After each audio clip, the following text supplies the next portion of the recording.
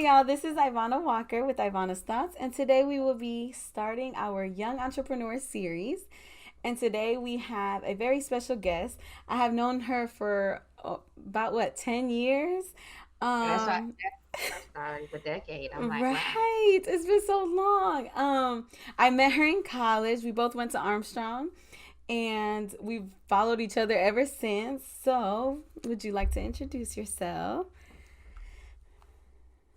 Hi, everyone. I am Rodrika Bailey Scott, owner and CEO of Bailey's Bells Ltd.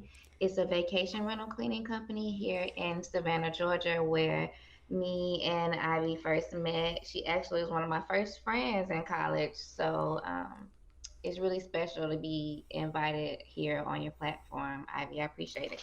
Thank you. Would you give them your contact info and how they can reach you?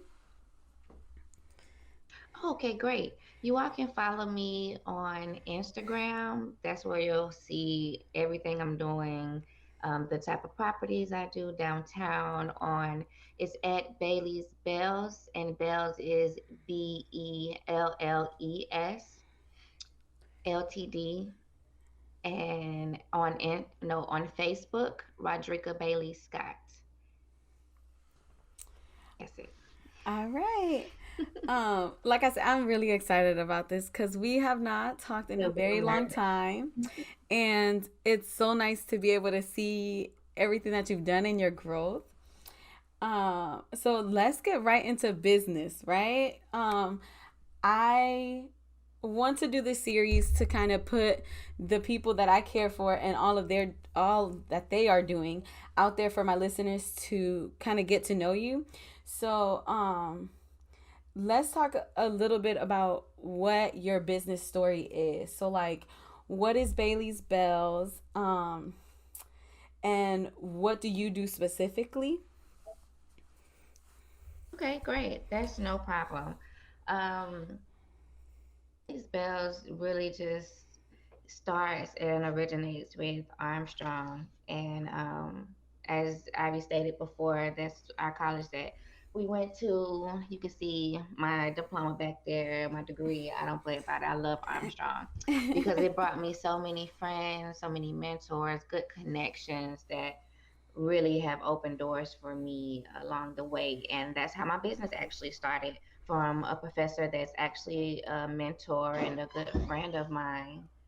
And she needed a favor. She had her and her partner, they had properties that they were using on Airbnb. This is when no one even knew what Airbnb was. Now it's a big thing and everyone knows and wants to do the home away. But in 2013, 2014, it was still fairly new and people were kind of still tooting their nose up at it. You know what I'm saying? Mm-hmm. So her and her partner had a duplex they were using for Airbnb, and while they were out of town, they asked me to kind of cover the cleanings because they needed someone they trusted. I'm a good cleaner, but I'm sure I wasn't at the time. I wasn't thinking about it being a business. They weren't thinking about it being a business. It literally was like, we need your help. We need a favor, and I said yes. And so it kind of built a relationship where whenever they would go out of town,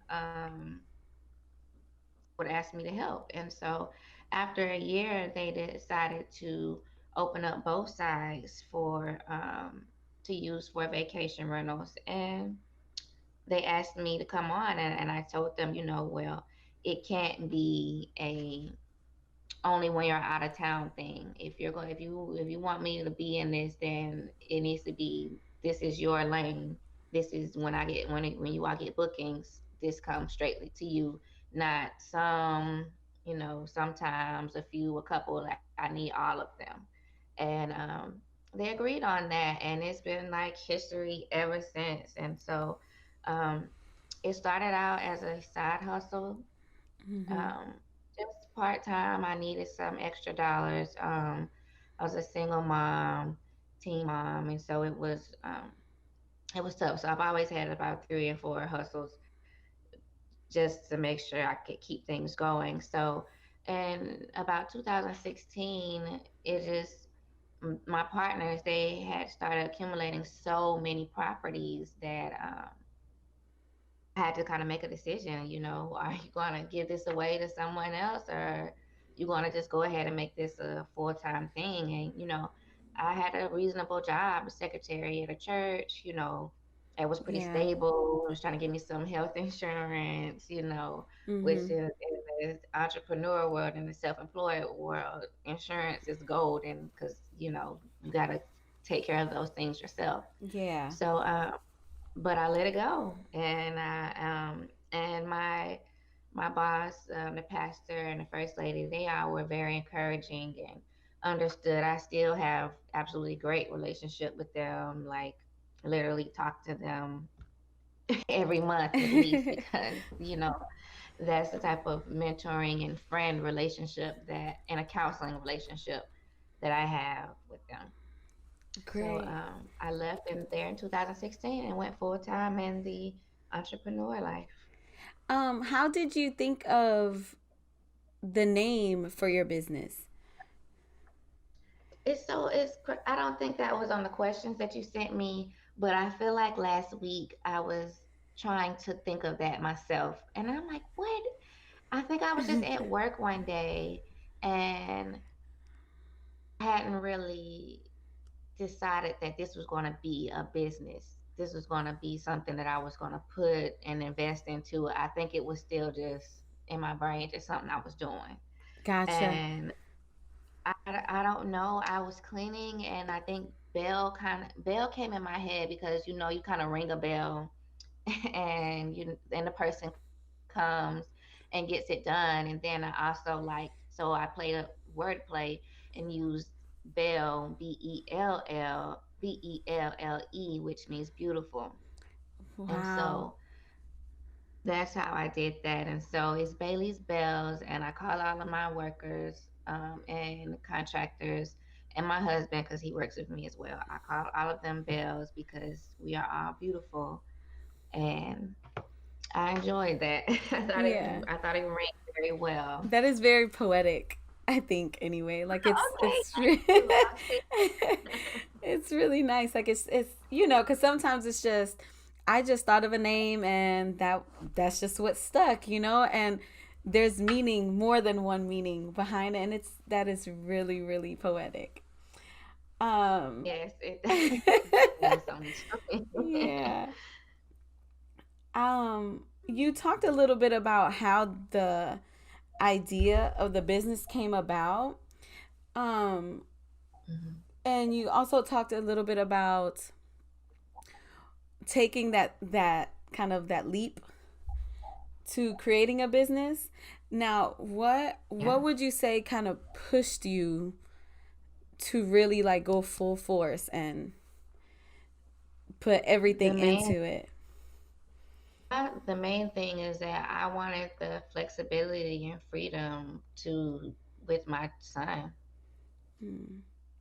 That's literally what it boiled down to. I wanted to be able to take him to school. I wanted to be able to pick him up from school. I wanted to be able to take him to practices or games. I wanted to be there to help him with his homework. I didn't want, I wanted to be in control of what would be possibly keeping me away from being his mother, Yeah. because, like I said, I was a teen mom. And so through the second half of my high school career and throughout all of my college career, I was literally a single parent. Yeah. And so it was really hard, and it took a lot. And so I'm working this many jobs, and I'm a full-time college student. And Yeah. so I'm doing all of that. My son is literally here with me. I'm from Augusta, Georgia, so my main immediate family is 2 hours away. And but I made it work. And school took a lot of my time away from him, and I wasn't. And so I made sure to make it worth it. And so I made those connections and really put in the effort to make sure that I was able to show the benefits of what I was doing by being in college full time, working full time. Hmm. So made sense. And so I left the corporate America and I ain't looked back since. Yeah. And I think that that can become really scary because that's you want to create the security for yourself and your family, but you feel as if you're secure already in that job. So taking that that leap of faith is a strong thing to do and not something that many people do. Yeah, it is. I mean, because you have a cushion. I mean, I struggled the first couple of years just trying to wrap my head around how much taxes I had to pay just because I was working for myself. Yeah. I just could not understand. Wouldn't you want to encourage this? So why are you putting this much on me? If I go work for someone else and they pay the taxes on it, why can't if I work for myself some like Mhm. something either I shouldn't have to pay for the taxes because I'm working for myself Mhm. or someone or it should be I don't know, it just ain't right. Yeah. Self-employment tax is not right. Yeah. But you just learn to deal with it because oh you learn to plan for it actually. You don't learn to deal with it, you just learn to plan for Mhm. Now, starting off, what were your goals for your business? Like what were you trying to achieve? it. Starting off I wanted to my main thing is I wanted to give the same thing I have for myself to other women Mhm. specifically. Um, I've worked with men and women. I've worked with, excuse me, different races. I've definitely worked with different ages. It's just, but my main focus has been working with women that have children and they want to make sure that they're available to their children, but still get paid regularly and good pay. So that was kind of my goal. And so I kind of stayed on the homeowners that I worked for. I stayed on them heavy about paying me more because I needed to be able to pay my contractors and the people who work with me a good Yeah. amount of money because I felt like it was important because if it's not something that I would be okay getting paid, I'm not going to pay it to somebody else. Oh, of course. Yeah. And I mean, and that's great because there's a lot of places that are very low income businesses and low income jobs that a lot of people, sorry, that a lot of people work their behinds off Right, the day in people and day feel out. like yeah, they feel like it's menial, it's low skill. And I'm like, first off, this is grand skill because if it wasn't, you wouldn't need us to do it. You know what I'm saying? You wouldn't, cleaners are, we are the most important. And, because we're keeping people healthy, we're keeping your homes nice, we're keeping things clean and straight. And everybody doesn't do that. We all can admit that we don't do it on a regular occasion. So, and Yeah. when you do it, you realize that it's work. So that's why you don't do it all the Kind time of, because you realize how much work it is. You know what I'm saying? yeah, So kind of fall why short. wouldn't you pay? Right. I saw someone post recently like they didn't want to like clean their closet or something like that and how Mm-hmm. much work it was but then they only wanted to pay someone $3 to do it and it was a joke or whatever ha ha ha but I'm like that's where it's messed up in folks brain because Mm-hmm. something that you don't want to even do in the slightest but you still would rather pay you still want to pay someone else a little bit of money to do it and you know it's something that you don't even want to do Yeah. what. Yeah, because I'm not gonna like there are times where I'm like maybe I should call someone to kind of get me back on track and kind of more organized and things like that. Enjoy that. A lot of Yeah. people we will feel like, we aren't on housekeeper level or, we don't deserve to have somebody come in our house and clean up. If that's Mm-hmm. what you want and that's what you need and that's not your expertise, there's nothing wrong with getting a professional in to do it because Yeah. if it's not your expertise or what you have time to do, there's nothing wrong with paying someone else to do what you need done. And paying them well. Key. Paying Okay, them add well. that in there now. Yes, that is very um, important. I know a lot, like you said, your goals were to really encourage and give the opportunity to other women who have children to be there for their kids and have a flexible schedule and all that stuff. Have those goals changed at all now? Yes.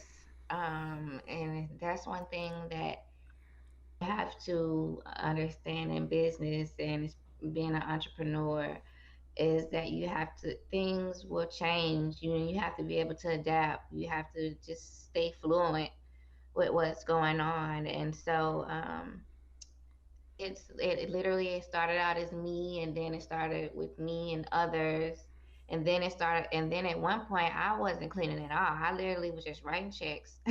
That Yeah, was it. And then I slowly came back in just a little here and there, and then the pandemic hit, yeah, and I couldn't give anybody anything if I wanted to. I couldn't afford it. I owed people because how I work is that the homeowners will pay me ahead of the month for the scheduled cleanings. So when everything shut down, I had already been paid for what was expected to be done. So wow, if everything's canceled, that means I'm in the hole. So if I'm in right. the So you have to hole, give that money back. right. So I couldn't give out work because I was working for nothing to basically pay back what I owed. So Mm-hmm. it took me literally when things opened back up, it maybe took me shutdown was in March, um, maybe till May, beginning of June. That's when I finally was like out of the hole. Yeah. I was out of the hole. Like I wasn't working for nothing. Like I started being able to get paid again because I didn't owe anybody money. Wow. And I can imagine So how stressful that is. God, it was it was unbelievable. Yeah. Just completely unbelievable. It had me considering going back to corporate America. So Mm, that lets you know how serious it was after almost 10 years. I've been in this for 7 years. And I was considering like maybe I need to get a real job, as they what folks would say, so I could have right. some cushion. But as we all seen, even folks with so-called real jobs, some didn't have cushion. They Mm-hmm. lost their jobs and money as well. So even when things got stressful, I was able to be content and knowing that everyone was being hit on every level. Not Mm, being happy about it, but just being able to be grateful, or just being able to just be mellow, or just not flipping out about it, because I'm like, you're not the only one that's being hit and struggling through this process. So this is nothing that you did for this to happen. There's nothing you could have done to avoid this, right. really. So it took me all summer to make peace with that, really. Right. And that's hard. It can be hard because when you're used to something going a certain way and then change comes, it's hard to deal with, and it's easy to blame yourself when, like you said, in reality there was nothing that you could have done to prevent this. There's Right. so much that happened during this time. Um Hmm. that's But yeah, my new goals, I kind of got pushed into that with the mhm. pandemic. Um, and even after the pandemic, I still tried to go back to old goals, but it clearly just wasn't working out. I honestly feel like God just showed me that he showed me how much money I was putting out and I could have been bringing in. Mhm. And he also showed me and my husband that how we could work together and get this done. So mostly everything stays in. Wow, okay. Um, and so the new goal is definitely me and my husband working together. All of my contractors, I'm still in very close contact with them. If I have too much going on and I can't handle it, or if I'm out of town or something like that, my contractors still cover for me. Of course, I still pay them. I actually pay them a little extra just because they're not working for me regularly. Yeah. And so I appreciate their loyalty to me, and understanding that to cover myself and my business, my family, this is what I have to do. Good. Now, many people have ideas all the time, right? Like it's very common for people to talk about I want to do this, I want to do that. But they do not know what to really do to start their business. So once you had your idea in your head, what was your next move? So like let's talk a little bit about your entrepreneurial process in creating Bailey's Bells. Right. Okay. That was a process because, but I'm thankful because I have an aunt who's a CPA. She has her own tax professional business, Gwendolyn Randall Tax Services. Shout it She's holding out. me down. Yes. um, she's been holding me down. I first off just already done my personal taxes, but when it came to business, she helped me out and let me know that if I was making more than $600, that was money that I needed to be reporting Mhm. to the IRS. And so, in order to report that, I needed to get a EIN, which is an employer identification number, and that's just basically to show. It's basically like a social security for your business, basically. Mhm. And you use that to open up your bank account when you're getting insurance and you're licensing. You'll need that number when you get work. Some people want to know just to know that you're logged in. But you also have to register with your state and get licensed. And so I did that, and I didn't do that immediately. I will tell folks, I always give this advice to anyone, all of my friends: take your time and make sure that it's something you want to do before you go into all this logistics and all this paperwork, because people will have an idea and 6 months to a year in, and it's absolutely nothing. They didn't get anything done, they didn't make any real money. And so now they through all this paperwork, have these legal structures for absolutely no reason. And Mhm. so I encourage people to see where you're going for at least 2 to 3 years. And so just to see where it is. I literally didn't lock things in with a license and my EIN until 2016, when I went full time, when I said, okay, this is what I'm going to do. Um, so it was a little spotty here and there, but you definitely want to make sure that it's something that you're serious about, and you know not encouraging people to do things under the table, but make sure it's something that you're willing to put everything into before you go through all of the legal paperwork and logistics of something that you don't plan to pursue.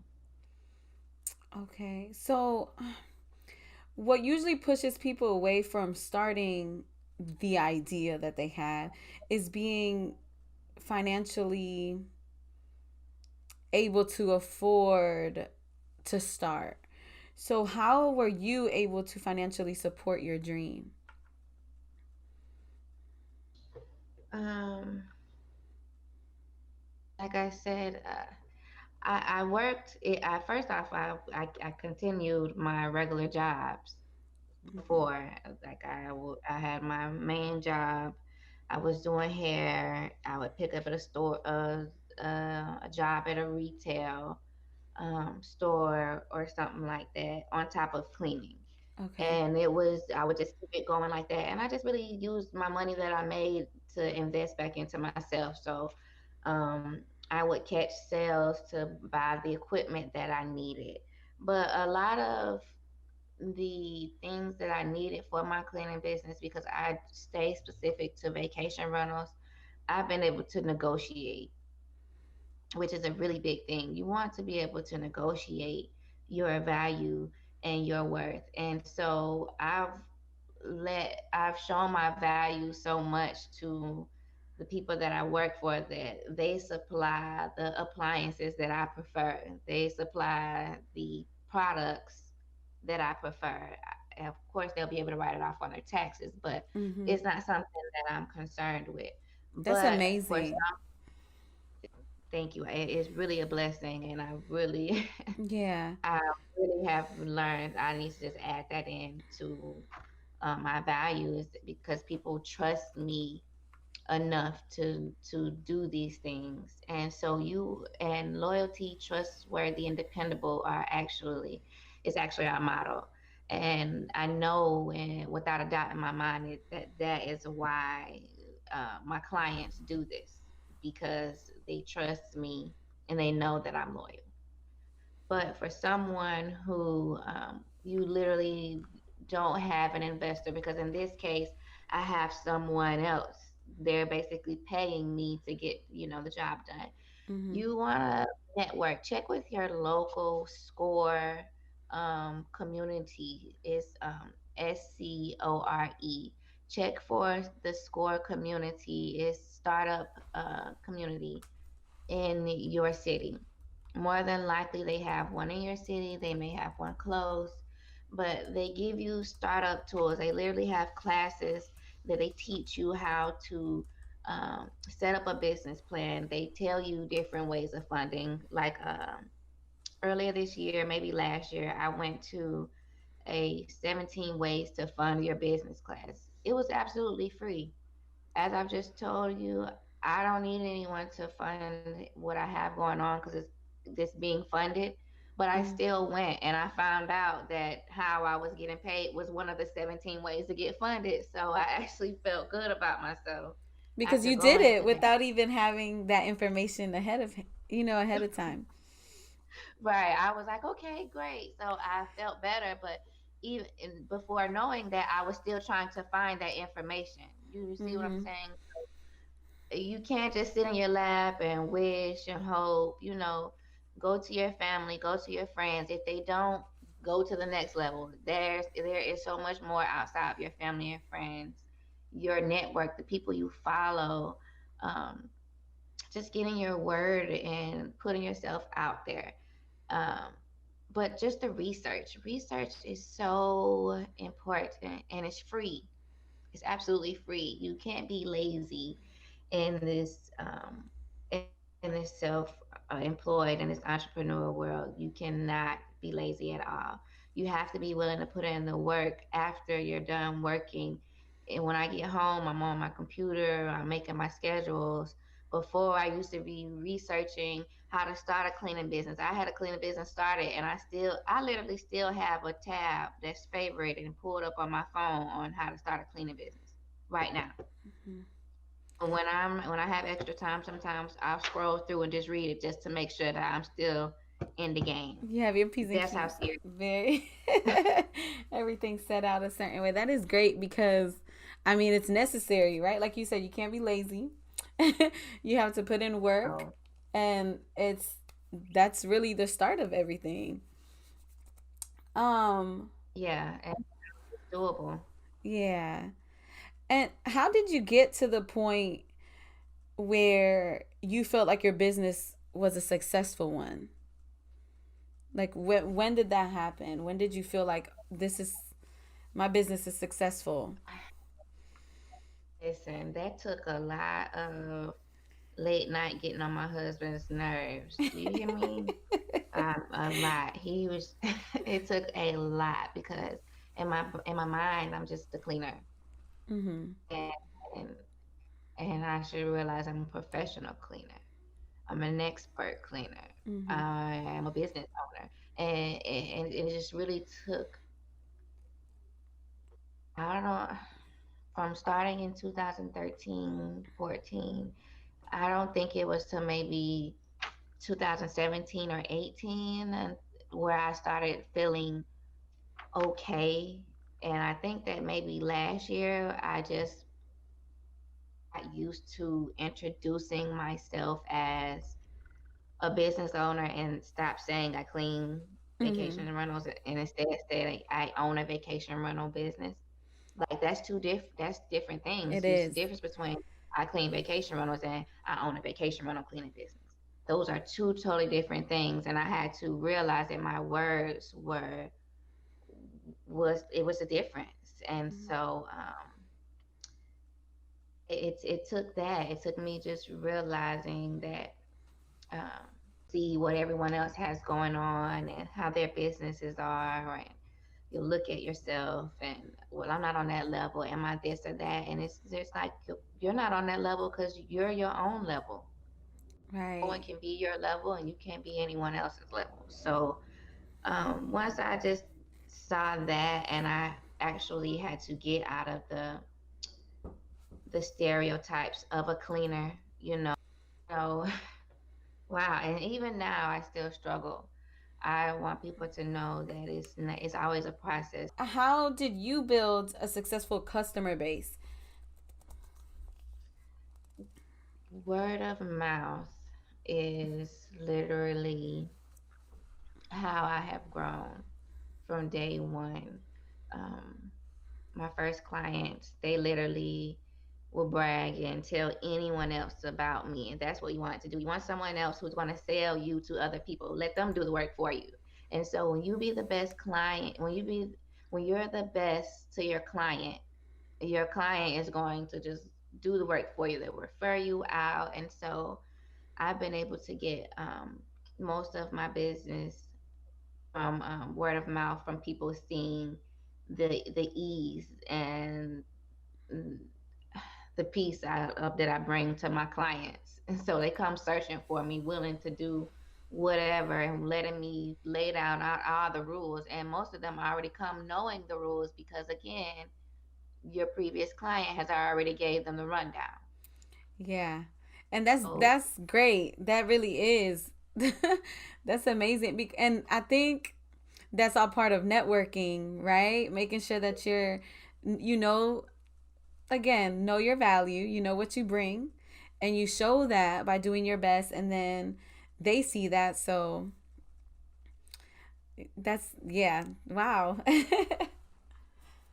yes, your client is your best recommendation. They're just your best everything. So treat your clients right. Give them the best customer service you can, because if you do, they won't shut up about you. And so, but other than that, I've done again the research when I needed to find more properties. Uh, just every venue or anything you can think of, I would search on where vacation rentals, what type of sites were on vacation rentals. Even I would go on Craigslist. Hmm. I found a cleaning on like babysitting websites. Like, you have to do the work and be willing to put yourself out there in different ways, and what you're looking for will find you if you put yourself out there. Now you said you do the research, like finding other places where your customers or your clients are not, you know, part of that process. So like how do you market your business when it comes to situations like that where you go somewhere new? Um,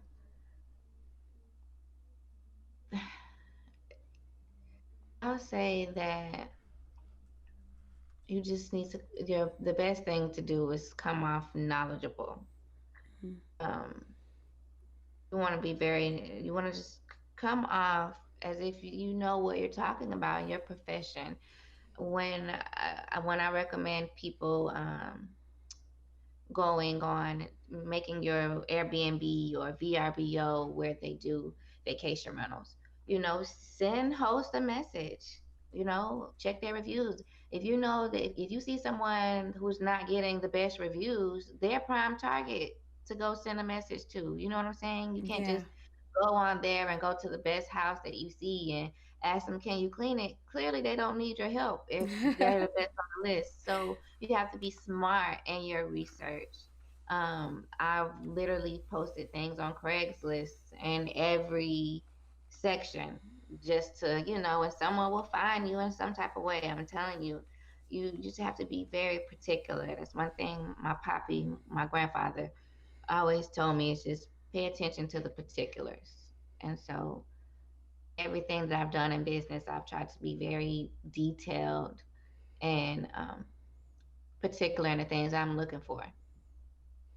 Now that you feel that you have a successful business and you're continuing speaking life into that, what challenges did you face while building a customer base or marketing your business? Um, I think that I'm trying to figure out what my biggest thing is. Um, my biggest struggle was workers. Okay. Um, it was getting me contractors because I use contractors, which is you give a 1099 Mm-hmm. tax form to them if you pay them over $600 or more. And so they're basically like you. So you're just doing the same thing you would do for yourself for them. And so it's hard to find people who are really serious or want to work. I would get a lot of emails of when I would put them out for work and I need this and that. And I would go on interviews and then I would do a working interview and people just can't handle it. People think they want to work and then when it's time to work, they just lazy. And so um, finding people to work with that's on your biggest level is was my biggest struggle. Um, other than that, I'm really blessed at how things are going, but that's literally because I'm putting in the work that goes along with it. I literally would plan every 6 months. I need to get back on that. But I have a rule where I would plan my next 6 months as a step so that when I was living in the next 6 months, I could make the plan for the next 6 months. And Right. so it's hard when you're trying to explain it. So right now, I'm living in 6 months that I planned 6 months ago. You understand what I'm saying? And Yeah. that is the truth. I give myself a pat on the back because I said I needed to do that. But 6 months ago, when the pandemic was still how it was and work was iffy, I said, I'm going to do this. I want to make sure we get in this house and we're going to make sure Dayton is in this school. We're going to do that. And right now, I'm living in those 6 months that I planned 6 months ago. And so right now, I need to be planning my next 6 months. Yeah, and that's really hard to do as an educator. I planning ahead is something I do often, and sometimes it's a struggle. Like you said, things change, and it's hard to adapt to those kind of changes and stuff. So sometimes I'm like, do I really want to just plan ahead, or should I just let it be? But in reality, planning ahead is the better option. Yes, Always. because your planning ahead makes it be. Yeah. You you don't have to be very detailed in your plan. Just a few steps or goals. I want to be here. I want to save this amount of money.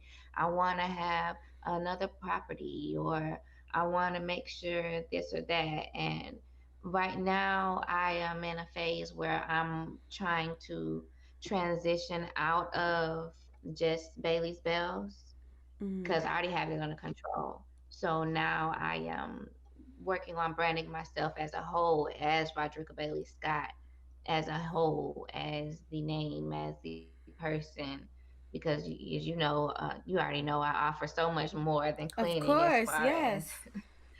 my as far as being vocal about a lot of things. So right now I'm really stepping out of that, and so that's what my 6 months that I'm planning right now. I'm in a class that's working on building my brand intelligence and valuing what I have to offer and put out there. Now, like you said, I see that you do basically everything. You really do. And following your stories and stuff, I'm like, wow, like she is everywhere. So like what does a typical day look like for you? um, a typical day is waking up early to get my son up for school and either deciding on if I want to hurry up and try to go to work early before the meters start downtown, or if I want to wait until lunch, which if this is what I'm able to do, I'm very thankful for. But most times I do have a plan, and checkout is about 11 o'clock. So most times during 11 to 3, I'm pretty busy. I'm working. I'm trying to get as many cleanings done as possible. When after my husband gets off his job from UPS, he meets up with me either to help me out where I'm at, or he goes somewhere and does another cleaning that I have him scheduled for. So we're literally cleaning. Right now, I think we have 9 properties, 9 vacation rentals that we clean between the both of us. Oh And wow. so yeah, that's a lot because before the pandemic, I had 12 properties and I had up to 4 contractors. Oh, so basically And it's like all on you two. yes, exactly. So that's what I'm saying. So before, it's imagine needing 4 contractors to run 12, and then now just going down to 9, and but 2 people are running it. And Wow. so yeah, so we're cleaning all day, just trying to knock it out. Checkouts can be any day of the week now, especially with the pandemic. Yeah. Before the pandemic, it was you could really tell when people would check out Sundays, Mondays. It was really predictable. Now, with everything being virtual, you can work anywhere, you can go to school anywhere. People are traveling different times of the week. They're staying long, they're staying short. It's just, It's not as it's crazy predictable. how much. Not at all. So literally anything can happen, and so me and my husband just have to stay ready. Gotcha. Um, so I'm cleaning with that, but now my son is doing virtual, so I try to be home. I'm trying to make myself available at home, and I try to wait till he's out of school to go to work because if he has a question or something like that, it's easier for me to answer if I'm home versus over the phone. And so, again, I'm reaping the benefits of what I started for in the beginning to be able to be available Very um, good. to him now, and switch up my schedule where need be to make it work. But a lot of cleaning, making the beds, bathrooms, kitchens. When my when any of my clients go out of town, I kind of pick up whatever else they do. I have some clients that they have courtyards that they blow the leaves and take out the trash. So and pull the trash bins by the road. So they actually pay me to do that while they're out of town. So again, they I appreciate that my clients don't you doesn't abuse me. Right. They know that if they asked me to do it, I would do it, no problem. But they were willing to pay me for my time. And so that's important in business too, to know that everything that you do, you should be compensated for. You should be, and don't feel bad about that. Yeah. And as you should, because you do a wonderful job. You really do. Thank I you. I look at your stuff. I'm like, wow. So what products do you use? And like, because I definitely need to do that at home. You know what I'm saying? Yes, Um. I love to see the clean after it's done. I really enjoy it. It looks, I mean, yeah, I'm Yeah. very particular. I am very particular, so Yeah. I detailed, and so I like for things to shine. My favorite, my favorite green cleaner is Seventh Generation. It's my absolute favorite. I love the smell. It cleans very well. I like the way it sprays out. Like these things matter, people. The way it sprays out, Right. the way that it smells. the mixture of it, all of that matters. And seventh generation has that on lock. So That's my, yeah. so basically they need to go ahead and sponsor you and stuff like that. You know what I'm saying? I Since you use mean, it they so really much. should. I'm telling you, because if they see the work that I get done with seventh generation, It is amazing. Like you said, I love seeing like the before after. I'm like, oh my goodness, I need my tub to look like that. Um, so I you talked about what your day looks like. So let's go more into specifics. So like, how many hours are you working, like on average? um, I'll say on site working, I'm working 4 to 5 hours a day. So I'm not working a lot. That's why I very much enjoy what I do, because the time, if the checkout time, think about when you go to a hotel and the time between your checkout, your check-in. Check-out is at 11 most times, and most times you can't check in until 3 or 4 o'clock. And so Mm-hmm. those are my working hours. And I think that that's prime, because first off, I don't want to be out during lunchtime anyways. So great that I'm working, and I'm out of work before the sun goes down. I really enjoy the hours that I work. So I'm probably on site working about 4 to 5 hours. And when I'm at home, I'm definitely in my calendar and in my emails at least 2 more hours. So I probably have I try to do my managerial work, my computer work, because again, when you're self-employed, it's not like when you're at a business and you just have everyone has a designated job. Right. You're the designated job for everything. Yeah, So you're you're doing it running all.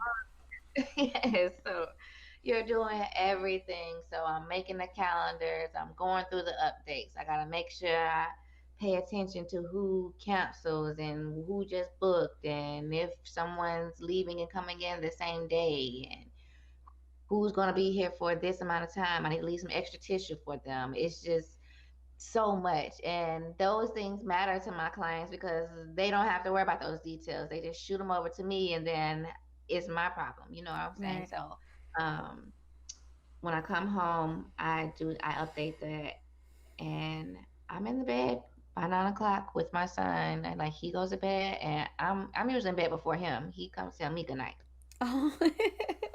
because I go to bed. And so, because it's important to get your rest, Right. very important, especially in this. So no matter how your time works, if you work during the night, you need to make sure you find some time during the day to get some rest, because Yeah. you don't want to overwork yourself. I know that I tell you that I've always had 3 and 4 hustles. Even still now, I still do hair.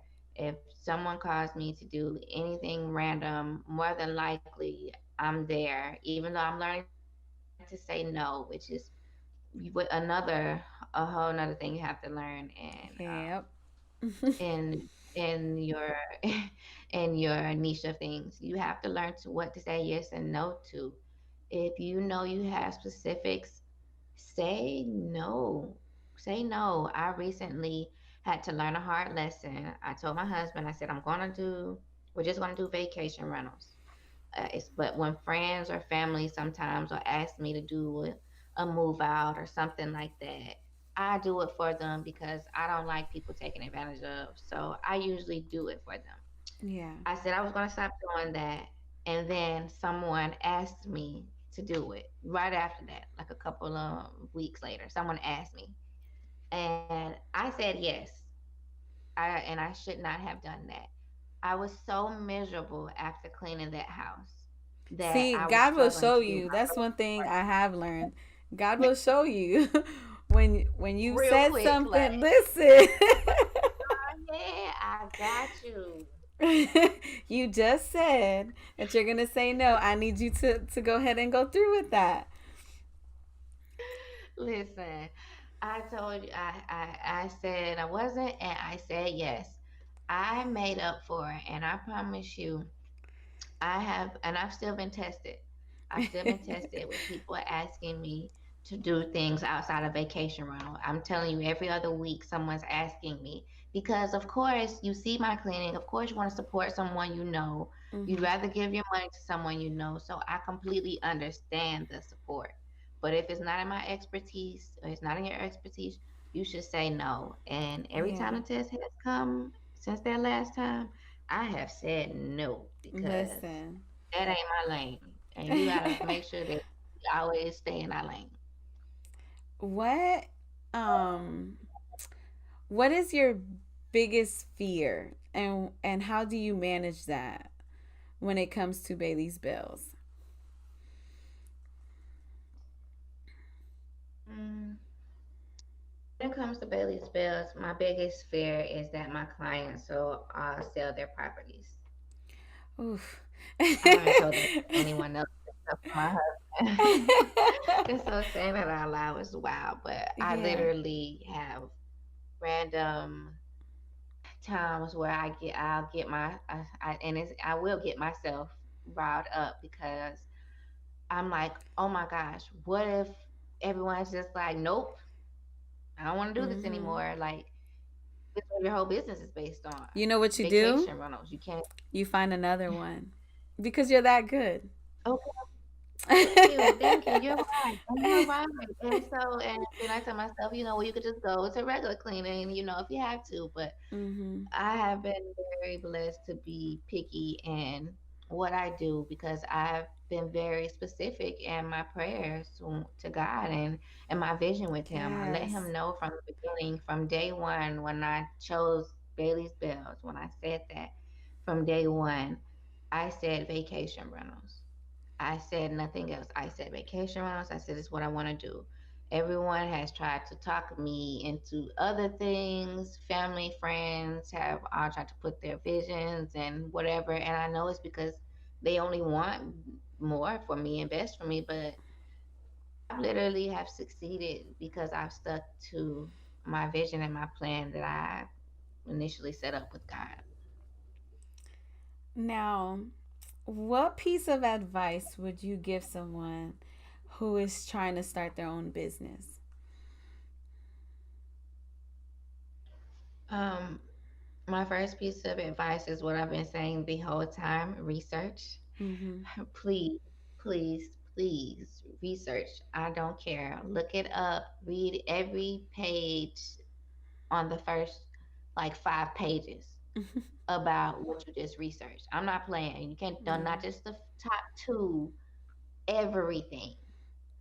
You need to read everything. You need to read everyone's perspective, and then to follow up with that.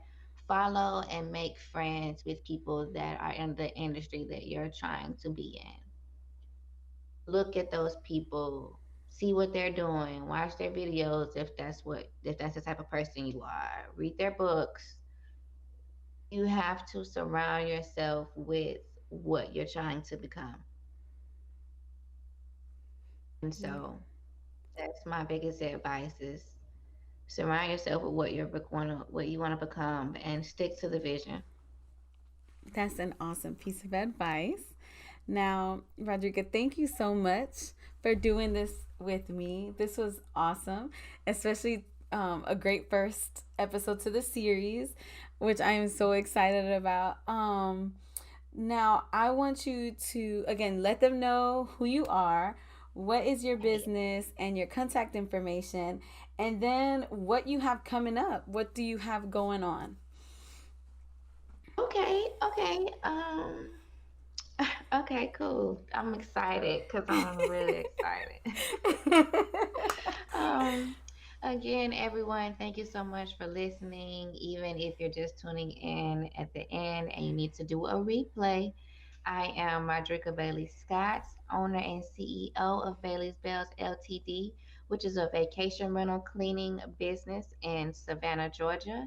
We cater to the downtown historic district area.